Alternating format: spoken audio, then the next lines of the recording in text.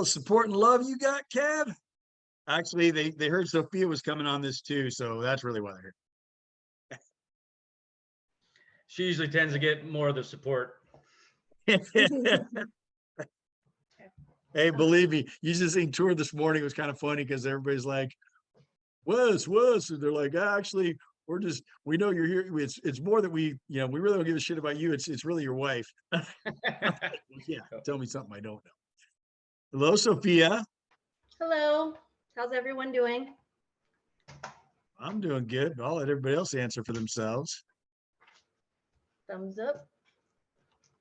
All right, so we'll get going on this. I'm actually super excited. These new formats are, I think just add so much more value when you're hearing what your peers are doing in every category. I think it's just absolutely fantastic, and yeah, I think this brings a whole lot more value. So Kevin and Sophia, thank you so much for agreeing to do this for starters. And I always like to start out with just kind of a little background. So kind of Kevin and Sophia, kind of tell us when did you get into this? How long you've been doing this? And I know both you kind of got into it at different times. And then when we get a little perspective on it, we'll jump into some of the questions. Perfect. I actually I was a jack of all trades. I was one of those guys who worked every single job you could think of between the ages of 16 and 35. And so I'm glad I finally found real estate. About 7 years ago, I decided to take it on. I was always in customer service, so it was easy for me to talk to people and especially strangers and all that fun stuff. So and then I knew Jeff through a previous job that I worked, and then he brought me on to WR, and that's where I met Wes and Monica and Jody.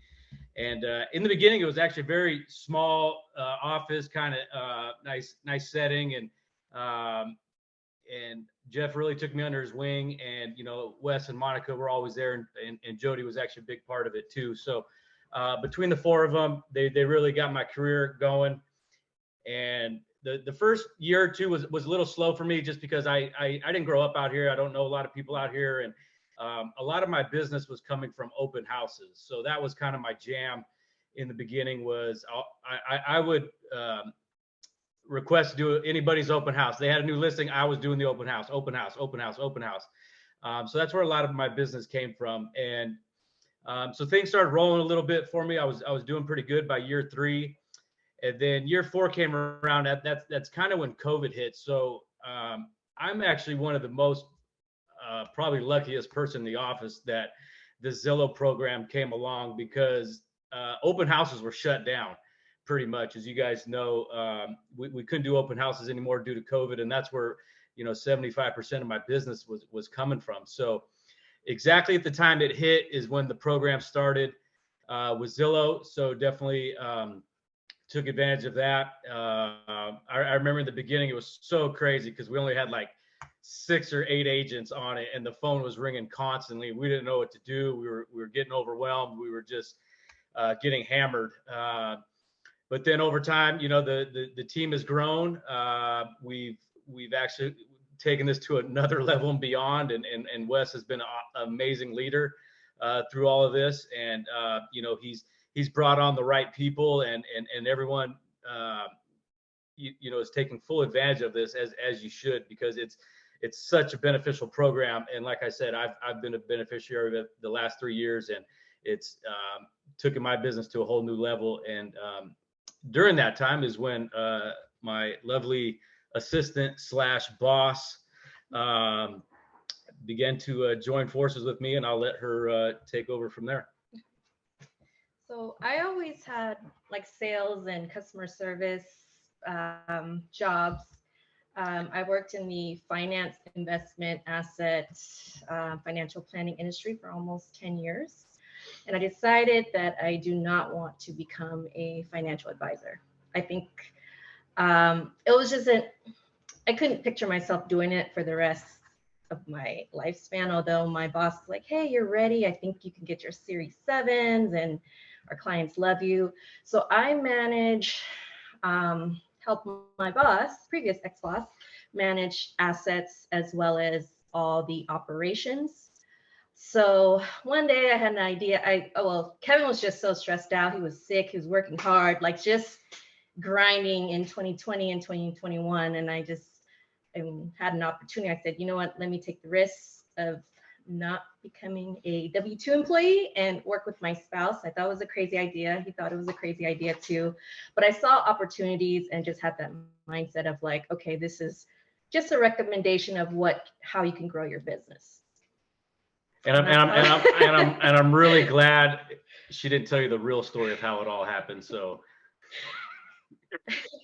we always had opposite schedules. So 2020 was like a test for us. It was a little weird seeing each other all day, every day, that kind of aspect.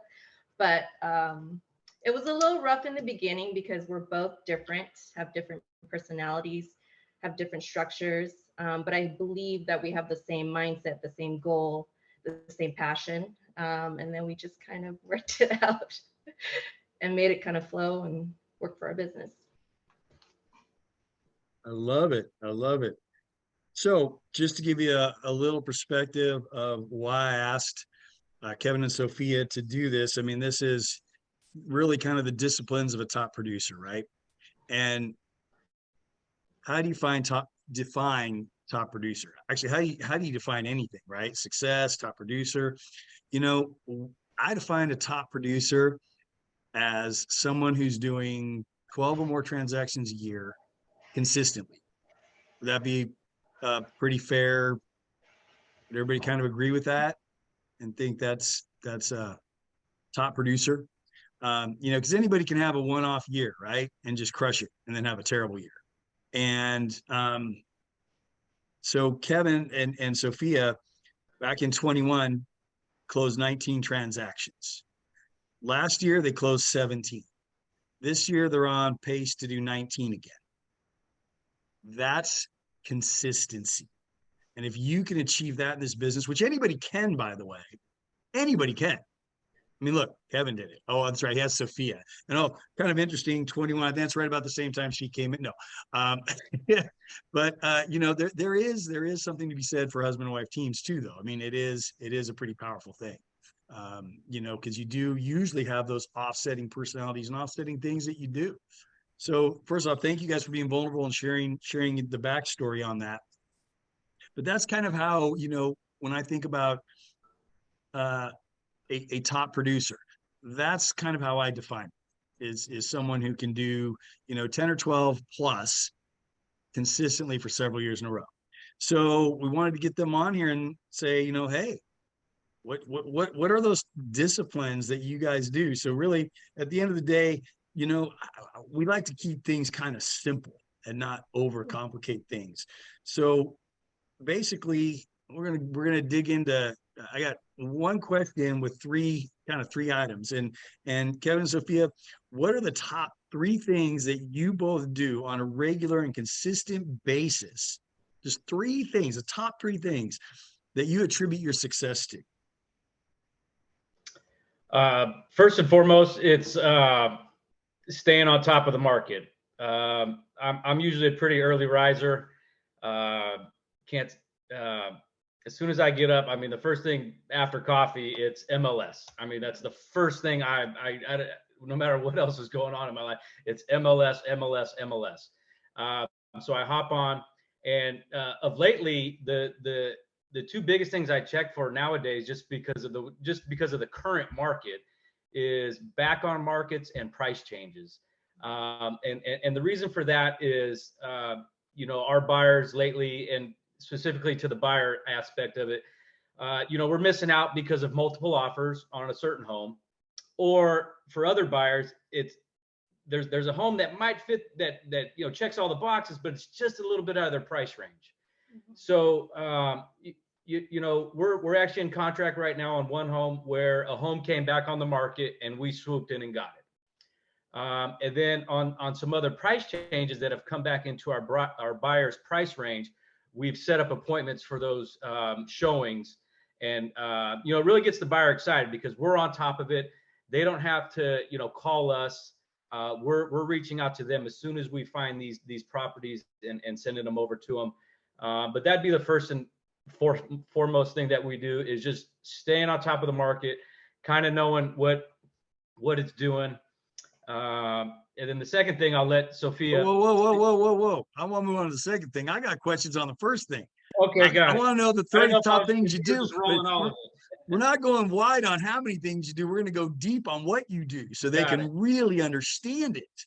Got it. So my first question would be is, Sophia, are you on the MLS at all? Just out of curiosity, or is that like strictly Kev's lane? No, I'm on the MLS, so I do research as well. I even look at homes that are priced pretty high, just to, and it's sitting on for too long.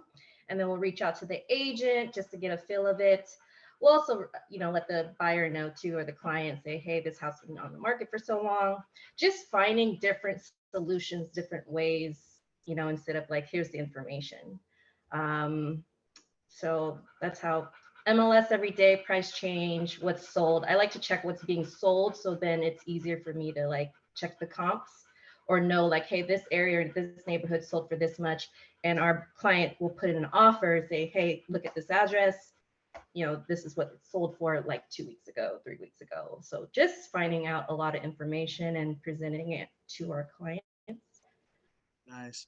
Do you find that checking it daily has any other like intrinsic benefits to you, Kev?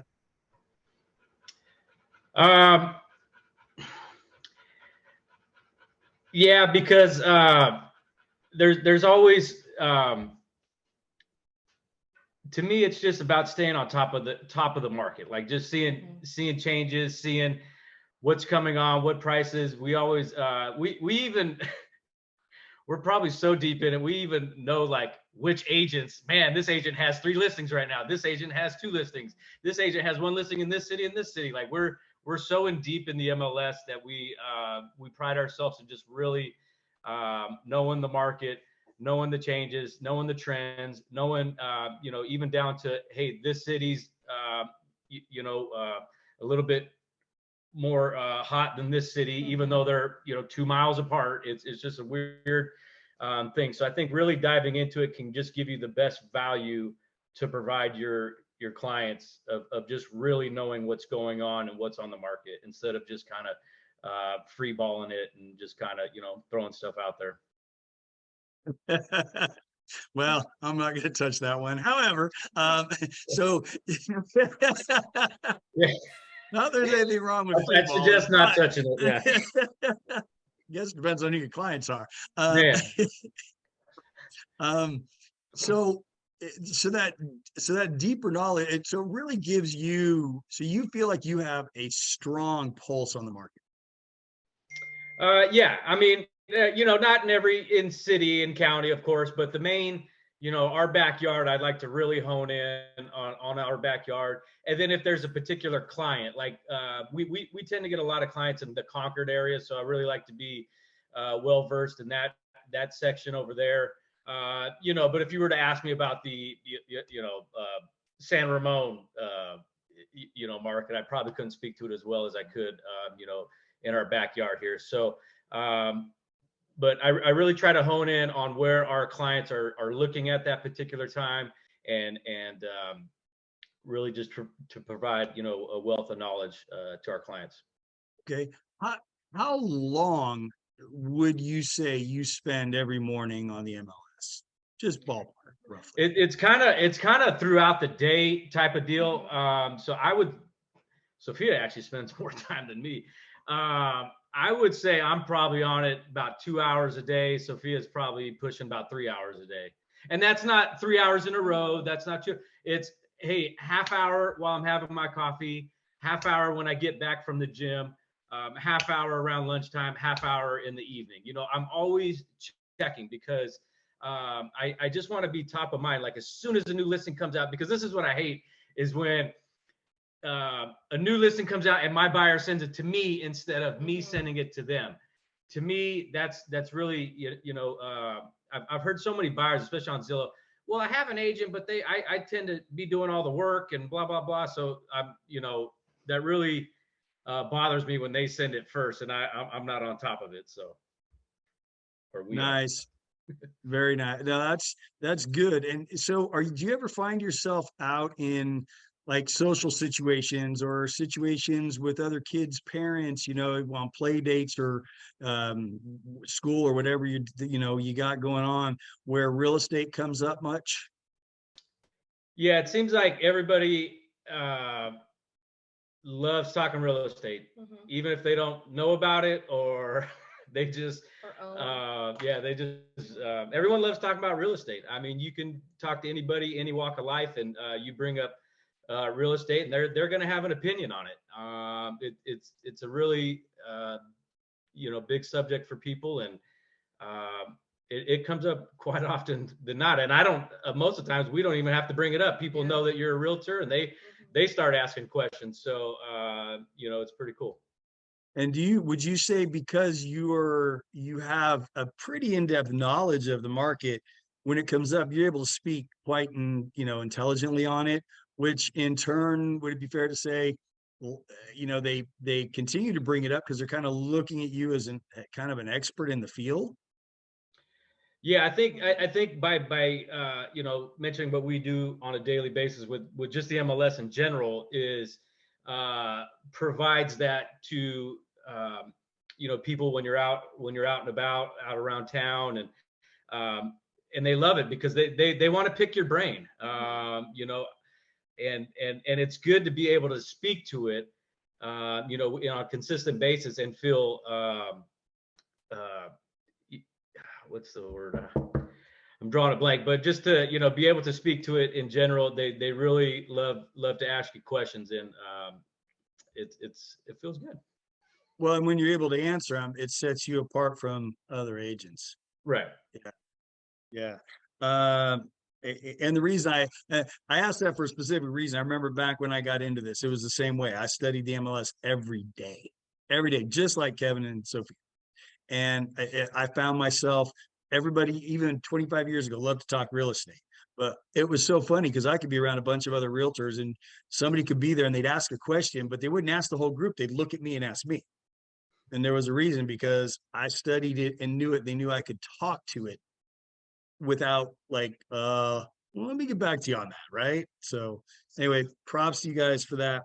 All right. What's by the way, everybody, Gina Marie just typed the word I was actually looking for: credibility. Like they look to you as like having like credibility, like just how you said, like if there's a group of 3 realtors and I go to Wes directly because I know he's on top of it. These other 2, I don't know if they've been, they're kind of part-time in it. I'm not, can always believe what they say. So it's good to have that credibility, and especially when you're around those groups and future clients of yours.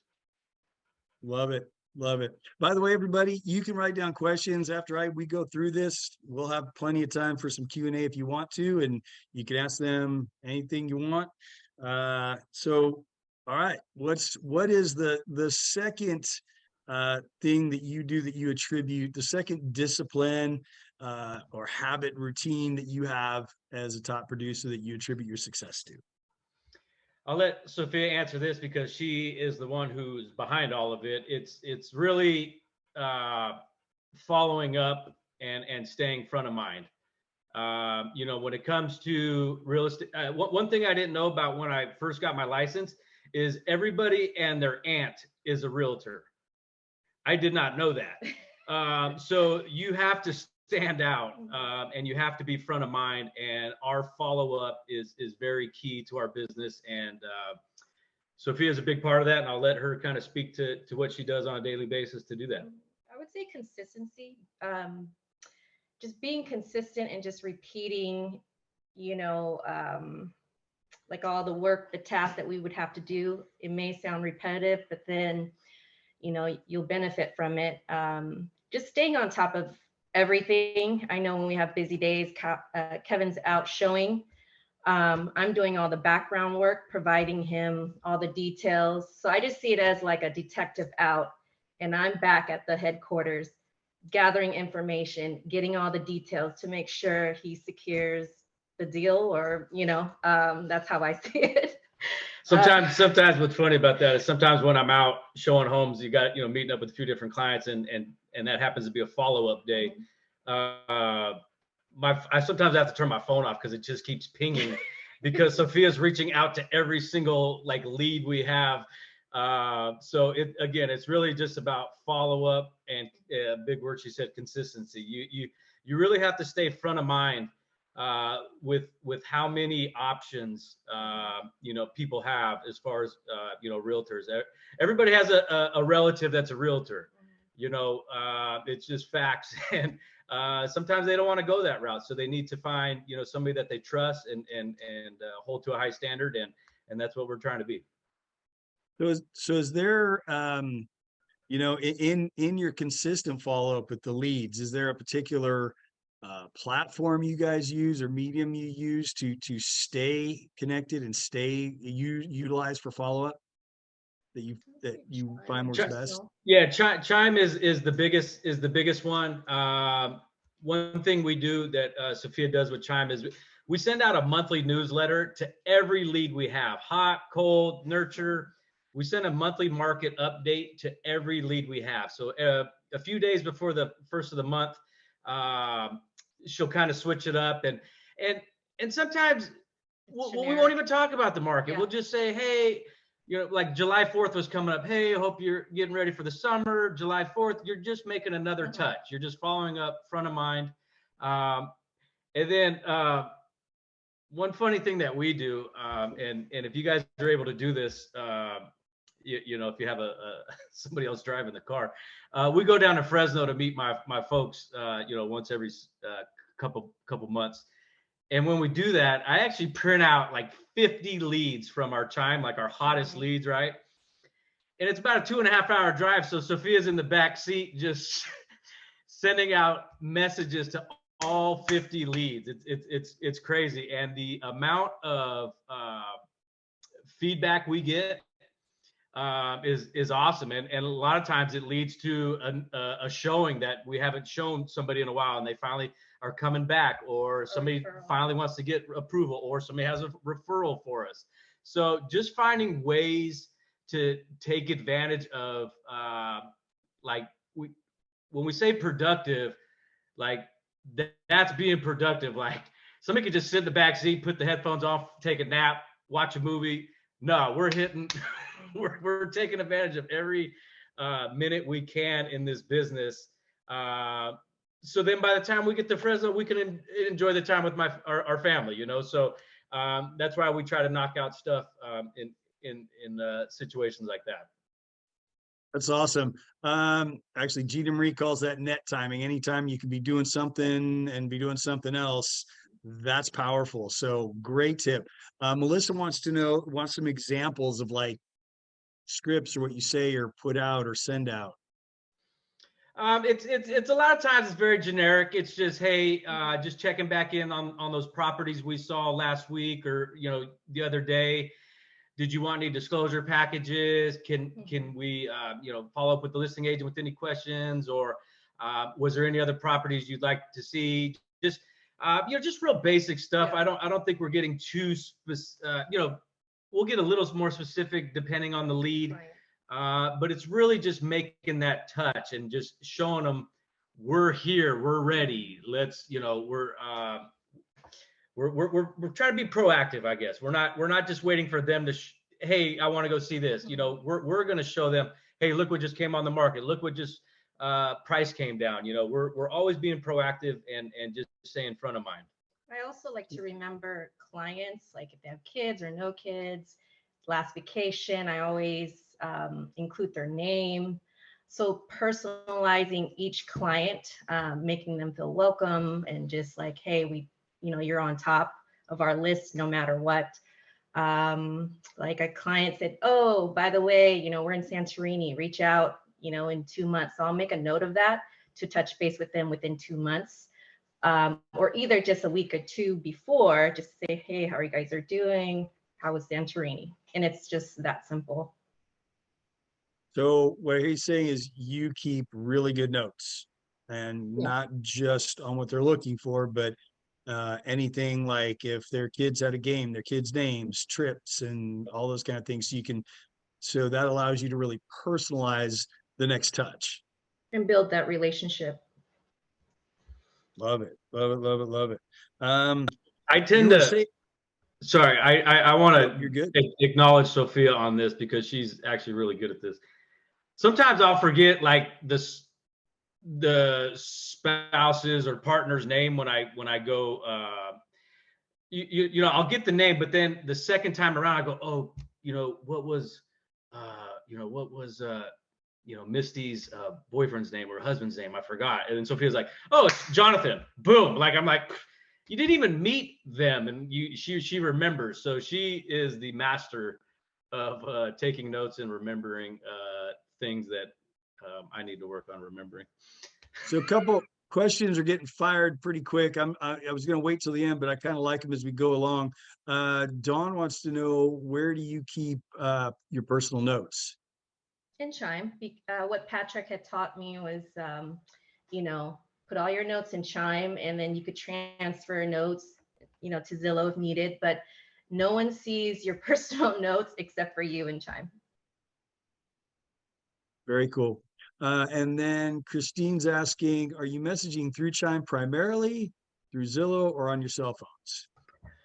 Usually on our cell phones. And then here's the craziest part. Like, we'll hit these people up on our cell phones like a couple weeks in a row, and then the random Chime text comes, because their plan finally has a text on it, and they respond to that. So then what we do from there on out is we respond through the Chime with that particular person, because we have found out that is their preference of communication, which is fine. Like, I don't have this big thing with them. Well, can you text me on my cell phone? Like, I just pretend that's my cell phone number from there on out. Like, so whatever they're comfortable with and whatever means of communications they tend to go with. Even we have somebody that just does emails with us for listings. So whatever the client is kind of communicating, that's how we keep up with them.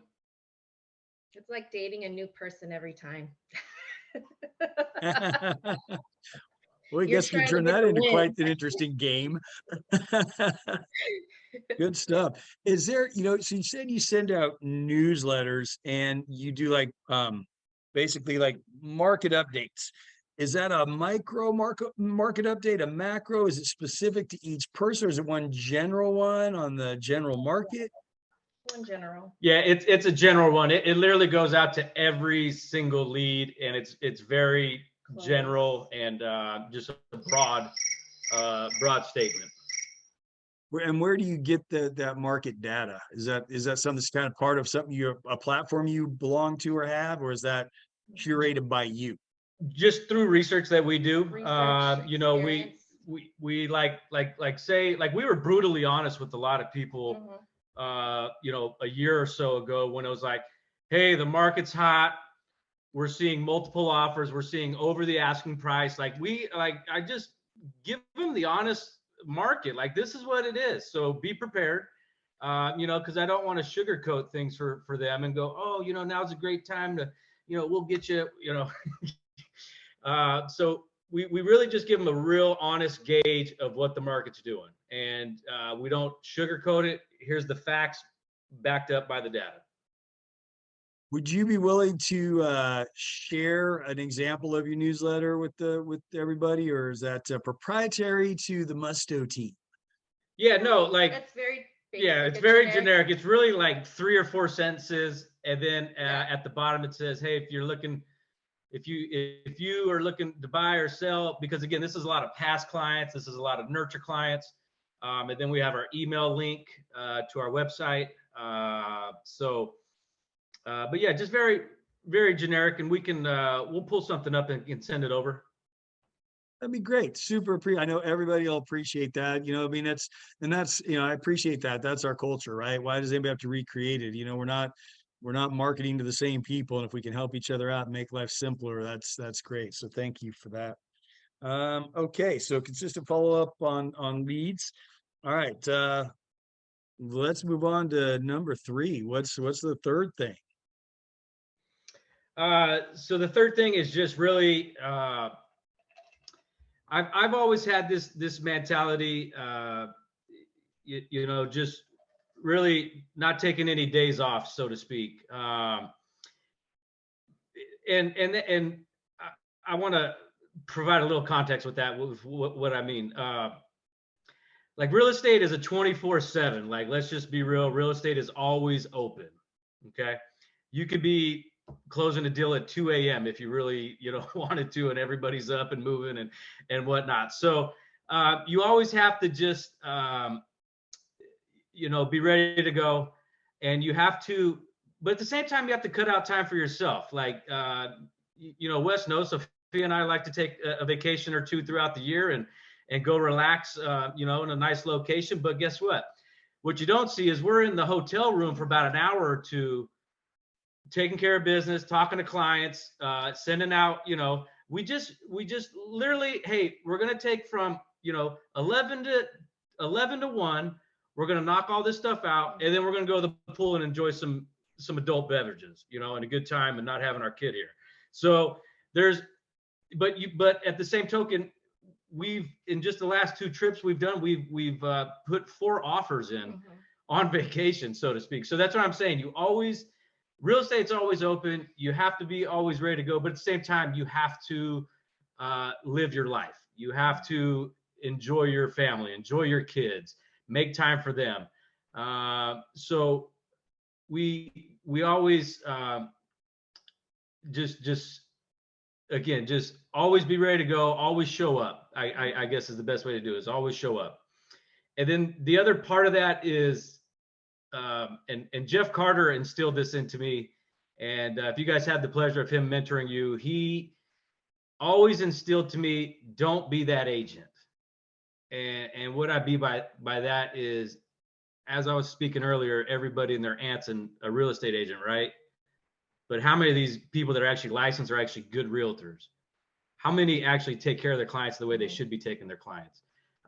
You know, and what I mean by don't be that agent, don't be lazy. Take care of the people the way you want to be taken care of.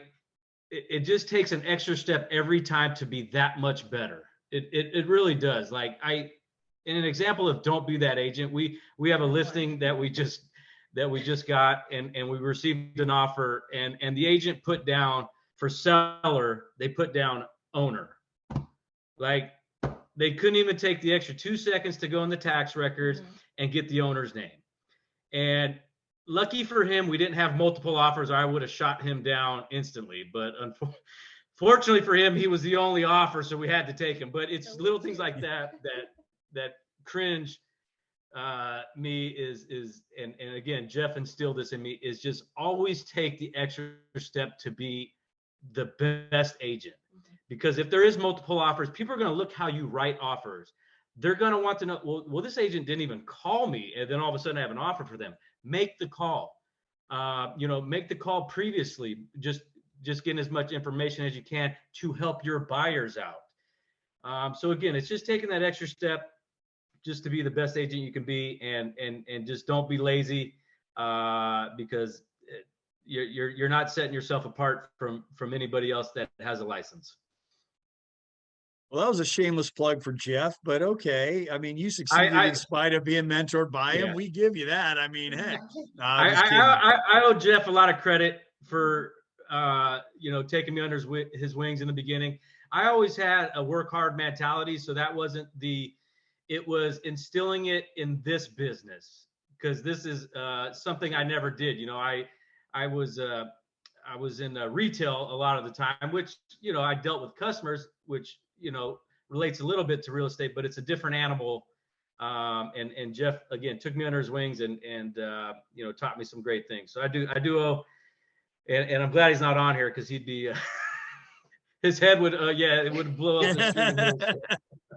But if you guys ever need help, and Jeff is always around, he's a wealth of knowledge, and you know, really great mentor. Yeah, actually he is. And anybody's getting mentored by him or has been mentored by him is very lucky. He is outstanding. I got a few more questions on that. I know some questions are coming in, and I mean, I don't even think we're close to done because this is just a fantastic interview and just so many great things. Um, so, what if you could share a little bit more of like, what are some of the extra steps you take? Um, like a lot of times, little things like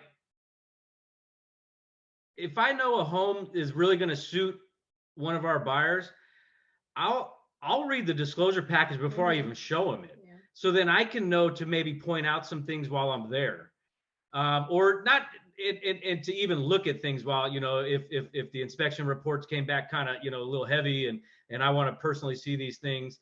So the disclosure, I'll read a lot of the disclosures, and another thing is just making the phone call to the agent, finding out what it's going to take. Like Jeff, Jeff again. Here I go bringing Jeff up.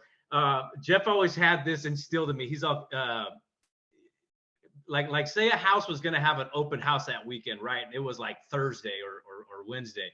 He's all, Kevin, you call that listing agent and you ask him what it's going to take for me to close down that open house. Mm-hmm. So basically, I'm asking this listing agent what it's going to take. How do I need to write this offer so we get accepted and you close down that open house? And again, it's getting as much information as you can to help your buyers make the best decision. Now, your buyers may not want to go as high as the listing agents, telling you and all that fun stuff, but you're getting as much information as you can to provide the most knowledge to your clients so they can make the best decision. At the end of the day, it's their decision, and you want to provide them with as many details as you can, about the house and about what the kind of seller and listing agent are expecting. Awesome. So I got a good question for you. Don posed a good question, which is kind of on the heels of what I wanted to dig into a little bit, is I wanted to make sure that everybody understood that, Kevin was already a successful agent before Sophia came into the picture. That was just like plussing where they were at and what they were doing. And a good team will always do that. But Kevin was doing all the right things for several years and very consistent. But Don wants to know, can you go over your day, what your day looked like when Sophia wasn't working with you? How did you structure your day without having her tag teaming tasks? Great question, by the way, Don. Yeah, Sophia kind of alluded to this earlier. I was, especially when Zillow hit, man, I was stressed out. Like I was running around. As soon as I'd wake up, I'd be on the MLS. The phone would probably start ringing for Zillow. Again, there was only like 6 or 8 agents on. I'd probably go to a couple showings, different clients throughout the day. I'd get back home and have to start researching these properties, call these agents. I'd be up until midnight writing offers. So that's where the whole, because I was really taking advantage of the Zillow program and kind of getting overwhelmed, so to speak. And what Sophia did leave out, how we started this, and I guess it's going to come up now, is I may or may not have had a few too many one night, and I just finally was overwhelmed and just said, you need to quit your job and you just need to work with me. And sure enough, it was one of those things where in the morning she's like, do you remember what you said last night? I was like, yeah, I think so. You still want to do it? Yeah, let's do it. All right. And that's kind of how it really started. So, so in my situation, it really helped because I was stretched so thin because we just didn't have as many agents as we do now. I remember even having to go into Wes's office and I was just like, I told Wes, dude, I need to take a month off. I just can't do this anymore. Like I was literally running around 16 hours a day. So Don, I know that might not have answered your question totally because every day was so different. I just didn't have a routine until I got Sophia, working with me. And but that's how it kind of was. It was just a nonstop go, go, go, go, go. I think that, and that is fair to say. I mean, that was a time where we were all just balls to the wall. And I remember that day when you came in and said, Wes, I need a month off. And it's like, you got it. I understand it. And by the way, I was taking calls and working more than 16 hours a day. And Yeah. you know, Gina probably remembers, I mean, I about hit, I hit a wall so bad, but I had to somehow break through, because if it had stopped me, we wouldn't be here. But I am so blessed for people like Kevin who really stepped up during that time and saved this program, which is now fucking amazing. Like, and brings so much value to this brokerage and to so many agents. And yeah, Melissa, you were kind of hanging out on the outskirts at that time, you know, learning in the office and seeing it. And it was like, man, it was crazy. But, you know, and that's a whole nother story, but it's such a beautiful part of the story and the growth. I will say, when you're consistently doing, you know, you can consistently do the things after a couple of years when your business, I will say this, it's a little bit different when you're consistently doing, let's just say 18 deals a year that are coming straight from your database versus leads from Zillow, or even a mix. It's you're running a lot harder and faster, and it's definitely more challenging when you're a flex agent, or when you're, you know, and the whole point is to get out of flex, right?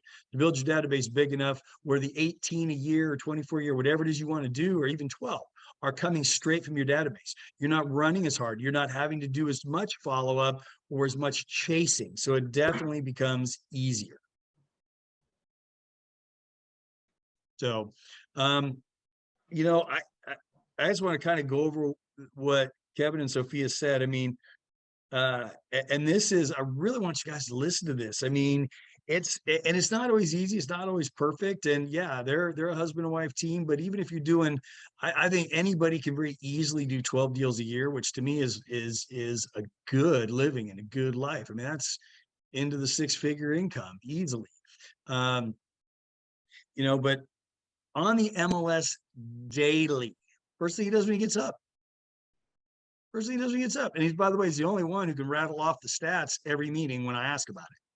You know, I mean, but that gives you the street credibility. That gives you the credibility when you're in front of anyone and everyone, because you may not even understand their area, but you know enough by studying every day to talk about it in general, and talk intelligently and give pretty fair general answers, you know?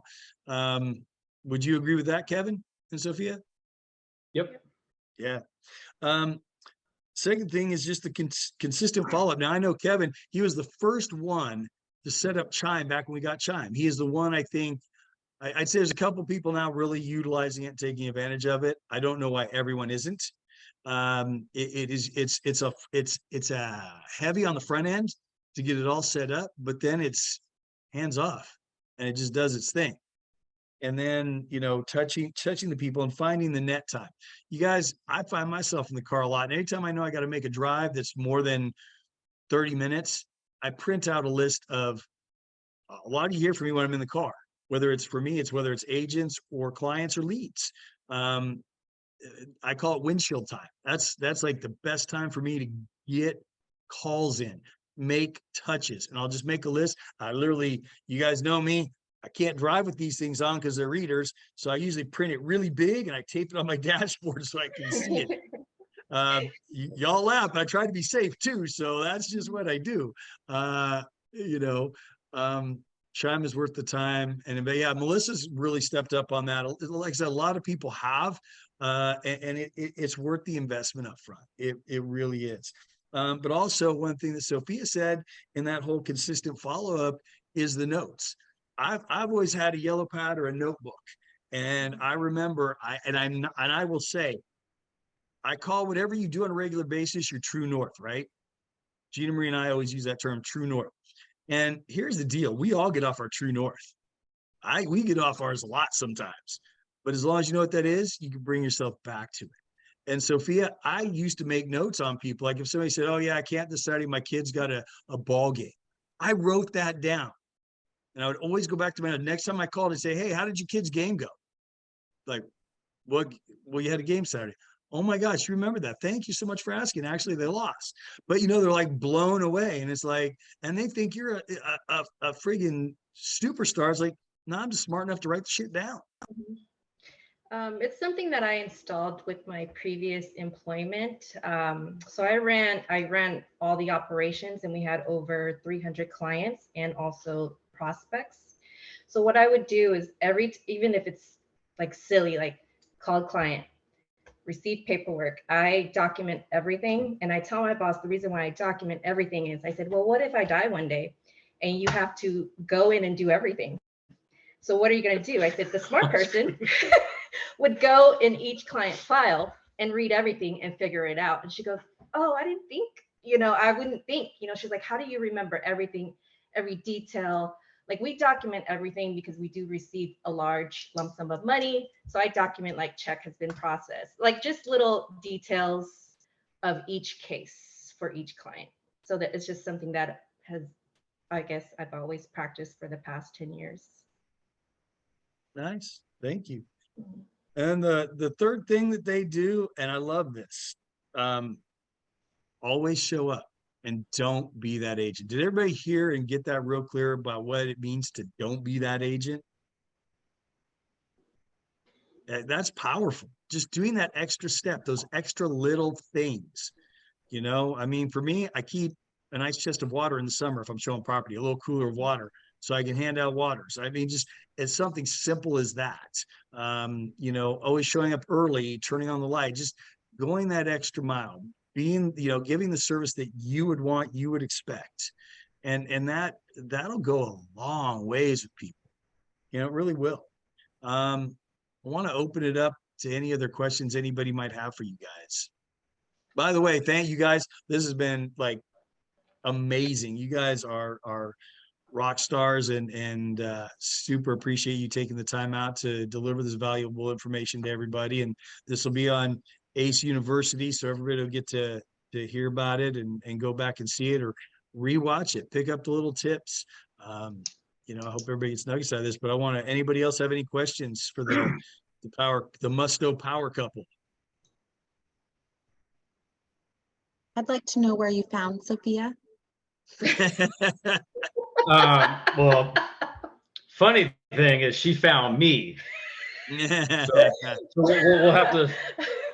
When I first moved out, like I was telling you guys, I'm from Fresno. When I first moved out to the Bay Area, I worked for. I was a Foot Locker manager, and on my third day, I had to go to the bank and get some change. My third day out in the Bay Area, living on my own, I was living in a hotel.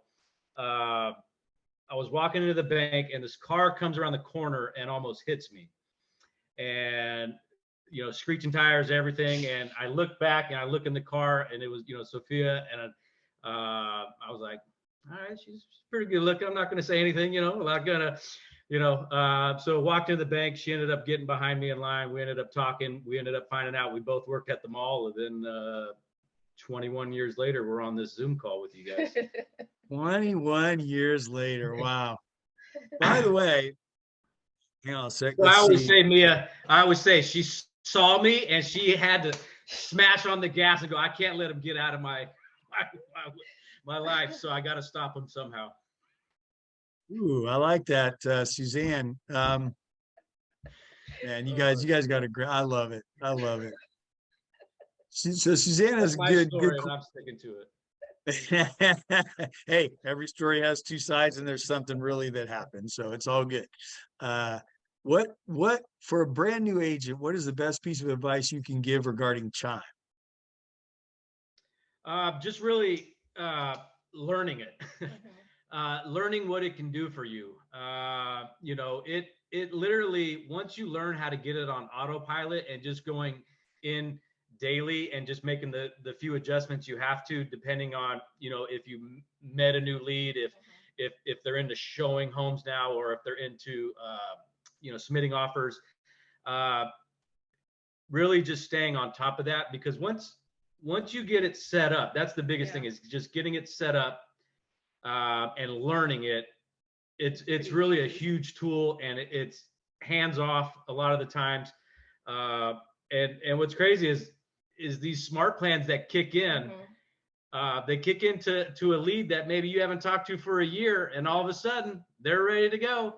And so it's pretty cool. So I would just say learning how everything works.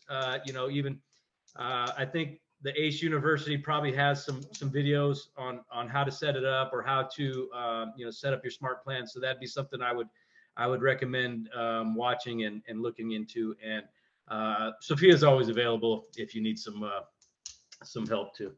And for our cold nurture leads, every time if they respond to Chime and say, hey, thank you for thinking of me, we respond right away and said, hey, how are you? Hope all is well. Just very generic conversation, because it's for the colder leads, it's hard to get a response. So we reply right away. Or I'm pretty much the ghostwriter behind Chime. So they think they're communicating with Kevin. But it's actually me. That actually brings up a good point. I'm sure most of you have it, but you need to also install the Chime app on your phone. I just want to make sure everyone, like I said, I'm pretty sure everyone probably is already doing that, but the Chime app comes in handy because when you're out about at the store, like we'll get a Chime lead and we'll be at the store and Sophia will just quickly send a text off to somebody through the Chime app. So, like I said, we're always, you know, always available somehow, some way. Nice. I'd like to just focus on, I'd like to pull up one more little bit of thing they said. And I don't think so actually two things. One is, I like the way, you know, you said, you didn't really say it this way, but you created boundaries, right? Boundaries about, you know, how much it's a 24/7 job, but there are boundaries because you need a personal life, you need family time. And I love how you guys take vacations. But did you hear what they say? They spend like 2 hours every day when they're on vacation. You know, that's the beauty of this business. If you truly love it or passionate about it, it's not a job, it's not work, it's a lifestyle. And you know, I'm not a vacation guy, but I'll go away for, you know, Gina Marie and I'll go away for a couple, 3 or 4 or 5 days sometimes. And she knows I'm going to be doing some work every day for a couple hours. And, you know, she usually will too. We embrace it. It's a lifestyle that, guess what? We get to do this. It's so freaking exciting, but we have the flexibility to do it where we want, when we want, and how we want. There's nothing better than being on vacation. Oh, I got to write an offer. Darn. Yeah. I got to plan my next vacation. Darn. Yeah. And by the way, it's usually when you're on vacation or you're getting ready for a vacation that business happens. Yeah. So, you know, that's huge, you guys. That's huge. Anyway, you guys, we're pushing up against the hour. So I just want to, what's this? You know, I said, me every single time I need to go on more vacation. Yeah. I'm telling you, ask Monica, ask anybody who vacations. You know, I personally don't, but you almost hear this story regularly. And Gina Marie's thinking, well, then why the heck aren't you taking us on more vacations? More business. You know, I just want to say, you guys, you brought so much value today. Thank you so much for being willing to do this, for sharing, for being open. We're all kind of looking forward to seeing, you know, kind of a copy of what you say is simple newsletter. You know what? So I'd like to think simple is best, by the way, sometimes. So, but you guys are truly rock stars. We appreciate your time sharing with us. And again, thank you so much.